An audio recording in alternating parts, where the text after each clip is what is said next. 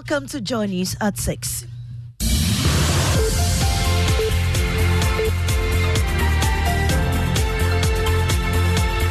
The news is live on Joy 99.7 FM and Hits 103.9 FM in Accra, in Kumasi on Love 99.5 FM and over 30 affiliates across Ghana's 16 regions, including Sankara FM Yendi, Castle FM Cape Coast, Laura FM Laura, and Radio Max Takrady. Get radio, TV, and online content on the myjoyonline.com interactive app for Android and iOS devices. Coming up, documents cited by JoyNews reveal the Cecilia Dapaah missing cash case was initially filed at a juvenile court, but no amount was specified as stolen. We have details, plus ask whether the Office of the Attorney General was aware of this. In terms of prosecution going on in the juvenile court or in the circuit court, we are not aware.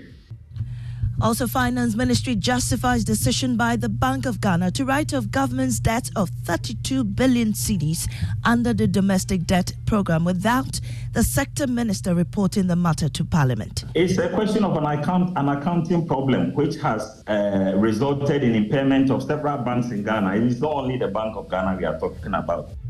We'll hear from the minority who are pushing for the surcharge laws to be applied in business. Government Treasury bill sale falls short of target marginally as interest rates surge on the money market. We've got details on the Joy Business Report.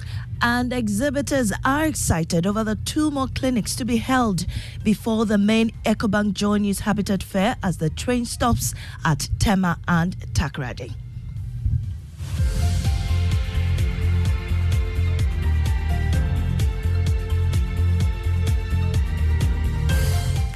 I am Amiesi Nyamiche Thompson. Details now. Documents cited by JoyNews reveals that the Cecilia Dapaah missing cash scandal was initially filed at a juvenile court. Despite a list of missing items captured in the documents and the alleged theft of unspecified amount of money, the suspect was only charged with unlawful entry. This latest information adds to the unending confusing facts surrounding the alleged stealing of huge sums of money from the residence of the former sanitation minister.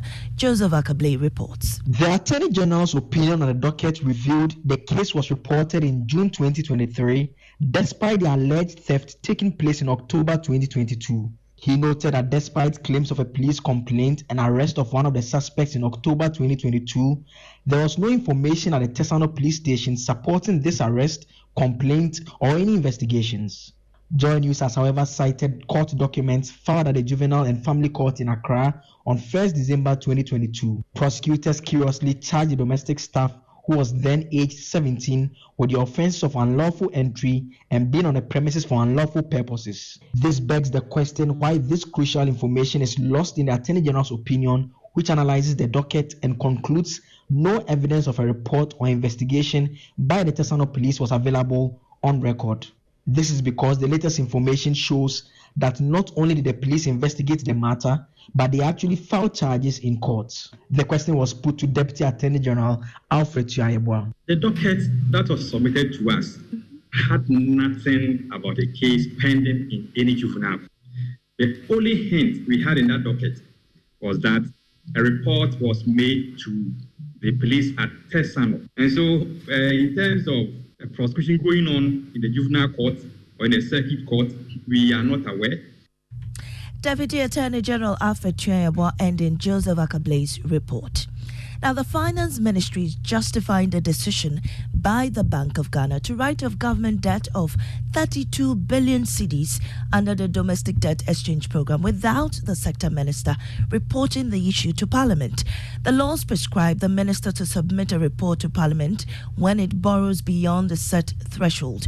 But speaking on Current Affairs Program Newsfile, Deputy Finance Minister said losses which result from accounting impairment are not brought before Parliament. The point I'm seeking to make is that the issue of a loss of 80 billion by the Bank of Ghana is a question of an accounting problem which has resulted in impairment of several banks in Ghana. It is not only the Bank of Ghana we are talking about. We are talking about other commercial banks which have also suffered a lot of impairment losses on their balance sheet. And so this is a question of accounting, okay? And what has been the precedent? How has commercial losses of banks been treated in the past? This is not a new new thing. And it's not only subject to Ghana. Almost all central banks and other banks, commercial banks around the world, suffer impairment of their losses one way or the other. And this is in respect of the domestic debt exchange that took place in Ghana. And you heard Deputy Finance Minister John Kumar, but political risk analyst and economist Dr. Theo Champon disagrees. For me, legally, we need to interrogate because Honorable Adongo maybe can speak to this. If you look at Section 30 of the Act, right, again it says that you cannot borrow or lend more than 5% of the previous year's revenue. But in 36, it says that in the event of an emergency, the governor, the minister, the controller and accountant general shall meet to decide the limit on the borrowing. That should be made by the government. And number 2, the minister shall submit a report on the issue to Parliament within 7 sitting days. Question is, did this meeting take place? Number 2, was that report ever submitted to Parliament? Well, Deputy Ranking Member on the Finance Committee in Parliament, Isaac Adongo, is pushing for the laws on surcharge to be applied to remedy the situation. In the regulations governing this act, there is no threshold, which means that any such write-off must come to Parliament. You see, if we did not do this, has not come to Parliament. Nothing. So the so-called write-off of 32 billion is an imagination. The law under 97 provides for surcharge. You are Deputy Ranking Member on Finance Committee, Isaac Adongo. Now, over 500,000 pupils are writing the 2023 Basic Education Certificate Examination across the country. The West African Examination Council is encouraging students to adhere to rules governing the conduct of the exam. Here in the Wejagbawe municipality, Member of Parliament for the area, Tina Mensah, has been motivating students ahead of the exam.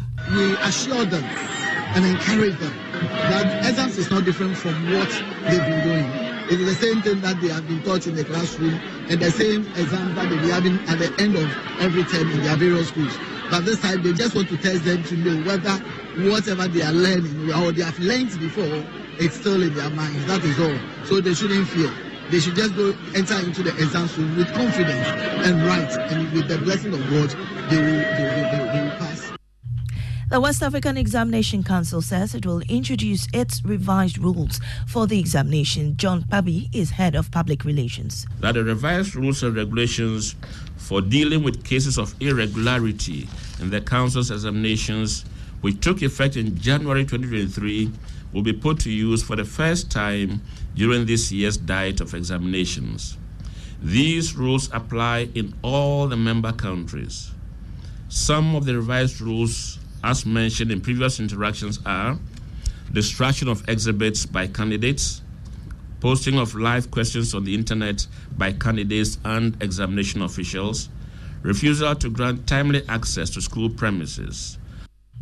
We can hear from some students who have been sharing their thoughts ahead of the examination. Determined because we from that poor area and we are really determined to work hard to win the BEC because we don't want to stress our parents because they've wasted lots of money.